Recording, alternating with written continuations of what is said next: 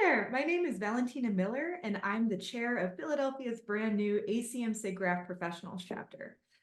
Today, I'll be telling you a little bit about how we got started and how we launched our first event, really hitting the ground running with no institutional momentum or existing resources or budget.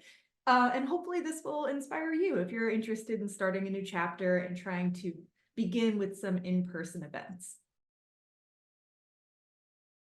When we were just getting started with our chapter, we put together a petition and reached out to all of the computer graphics professionals that we knew in the region. Philly is really lucky to have a thriving university scene with lots of local student chapters of ACM SIGGRAPH. So we got started there, and eventually we're connected to other interest groups and technology companies, and we realized, wow, there's actually a lot of interest in this. So when we were thinking about where to begin with our first official events, we already had a contact list of people who were interested in being founding members on the charter for the professional group. One of those people was a representative from a company called CCM, a Philly local company that works in the geospatial data visualization and mapping space. Really great company, look them up if you're interested. And they were very generous and worked with us in order to put together this event in their space with no charge to our chapter, really looking at it as a way of investing in the local developer and computer graphics communities in order to build relationships with people around town. So all of our costs were sponsored for that event, which we were really not expecting and really excited about.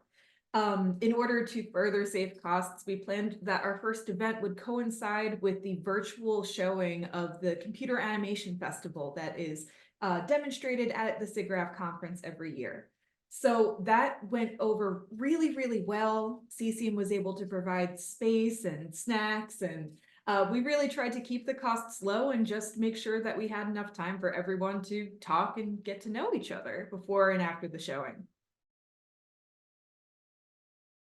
So in retrospect, I think that the things that went right were also conversely the things that went wrong, because we underestimated the amount of interest in this very first event.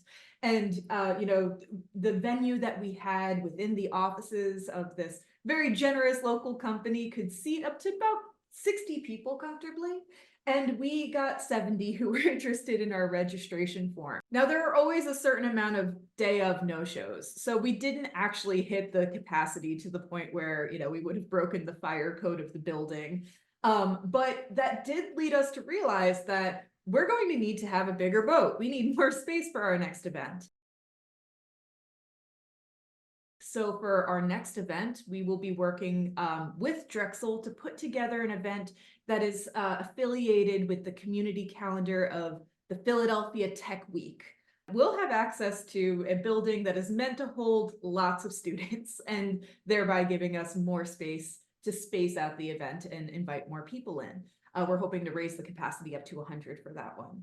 There will be demos in classrooms. We're going to be setting up a portable planetarium dome to show some of the student full dome immersive theater work that some of which they did in my classes since I teach as an adjunct there. And we'll also be doing demonstrations about virtual production, motion capture, and spatial data capture and imaging within Drexel's green screen room and motion capture studio. So once again, that is an event that we are doing for free, essentially, working with sponsors who are donating the space and helping to put together the demonstrations, all in the interest of strengthening Philadelphia's professional network of computer graphics and developers. If there's one thing that I could say for our experience so far, it's that people are really interested in in-person events. I think since 2020, there's been this tendency to have everything be virtualized in order to expand the reach, but the energy was palpable during that first in-person event. People were meeting each other, people were exchanging information. There were several, calls for assistance on short films and personal projects, and you could just tell that everybody really had a wonderful time and got a lot out of it. So my advice for anyone in a similar position is to look to your professional network, look to local companies who want to show off their cool new space. Look to universities who have lecture rooms and screening spaces that can hold lots and lots of people. And consider if you or any other members of your board of your local chapter have any ties with organizations or companies. I know that my company, Night Kitchen Interactive, will be interested in sponsoring one of our future events as well.